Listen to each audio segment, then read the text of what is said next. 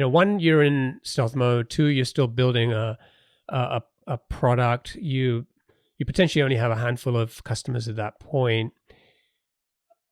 How easy or hard was it to raise that money, and how important was that funding to you to be able to build the kind of product that you believe you needed to build? The answer is the funding was crucial. Payroll is a deeply complex state-by-state product and something that requires a lot of upfront investment. There's not much of a thing of an MVP, within payroll. And the IRS, frankly, does not care whether you're 6 months old or 60 years old. They expect you to do everything, the exact same way. And so, with that in mind, this is definitely a business that needed to be venture-backed. The funding was crucial to us. And frankly, it was crucial to be able to set up the right incentives where our incentive matched our partners. We didn't have to ask them to, pay us a lot of money before we had delivered any value to them. So that was one. In terms of the ease of raising the funds, I think we were in a really fortunate spot where none of our fundraisers were ever particularly difficult. And there were a few factors there. One, the fact that I was a second-time successful founder, for those first couple of rounds definitely went a long way. I think we executed really well through those first couple of years, and folks saw that. They saw that we were actually very quickly building something that was very complex, and the market was responding to that. We were signing up amazing, partners. And then lastly, it was just the size of the opportunity. Again, this is something that every single business across the entire country needs in a market where the incumbents are just really not pushing the state of the art forward. And, that's kind of what, venture capitalists dream of. And so I think we're able to attract quite a bit of attention and dollars. What does the competitive landscape look like today? So, it's 2019. So we're talking about, 4 or 5 years you've been working on this business. You looked at the incumbents back then, players like ADP, and there wasn't really much going on there. And that's what helped you to believe you had an opportunity to disrupt and create a better solution. Has much changed in those last 4 or 5 years? I would say from the big guys, the big established payroll companies, not really is the answer. I mean, if you go to their websites, they all have some, generative AI chatbot strategy now or something or other. But, you tell me if that's really changing the payroll experience all that much for them.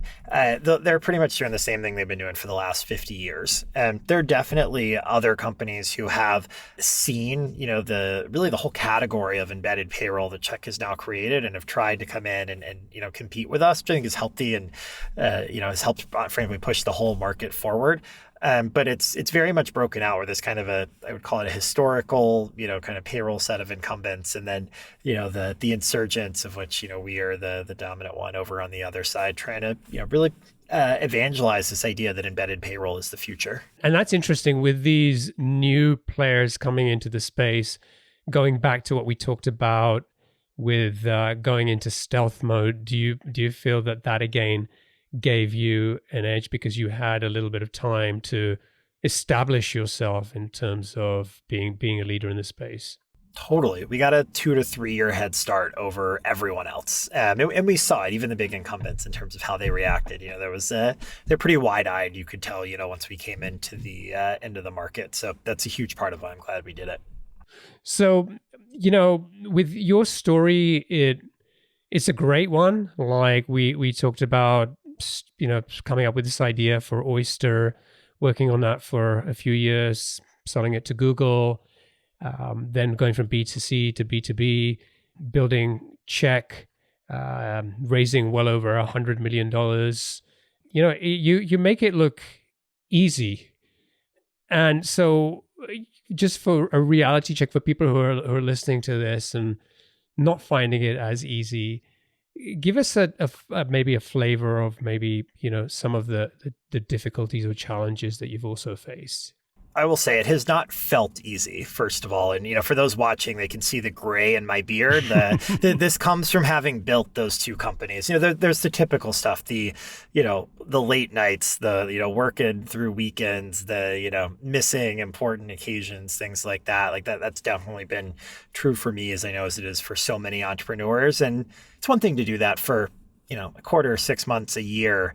I've been over across these two companies at this for, a decade or so at this point, maybe a little more. That's that point, you're talking about your life, right? It's like, what are you dedicating it to? And, that's a whole other thing that you got to figure out how to create the right, I don't even call it balance, but integration, between your life and your work, your passion, the company that you're building. So more than anything else, that's what I'd say. Not only did I go through the one acquisition, which was exciting, and at the same time not what I wanted. On the personal side, I went through a divorce in that period too. And so I'll give you another recent example of a challenge that we've had to overcome, which was the collapse of Silicon Valley Bank back in Q1 of this year.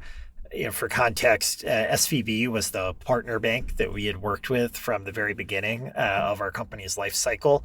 And as a payroll business, we not only had our own business bank account, we have the account that we, on a custodial basis, were holding all of the funds on behalf of all of the companies that we serve. And so, the expectation is we take those funds and then we pay them out to employees, right, on Friday morning, typically. Well, SVB decided to collapse overnight between Thursday night and Friday morning. That meant that was the, critical peak time when we are holding those funds that we are trying to pay out for all of those employees. And, it was probably the worst feeling I've had, I think, in my whole career, was that Friday morning when we woke up and we saw that the funds were not in anyone's bank account. It's hard to, and what are you supposed to do too? It's hard to imagine kind of a worse situation, as a founder of a payroll business. And truly, for many, like, is this company killing? Like, what are we going to do? And I think we actually managed, it was probably the craziest day of my career, but in a matter of not even 24 hours, turn it from being truly our darkest moment into, I think, the proudest day in the history of the company. Because we still, despite the bank being totally shut down through the weekend, everything that was going on, managed to get every single person, that was supposed to be paid through the platform, get them their money before the end of that business day. And that took, moving mountains.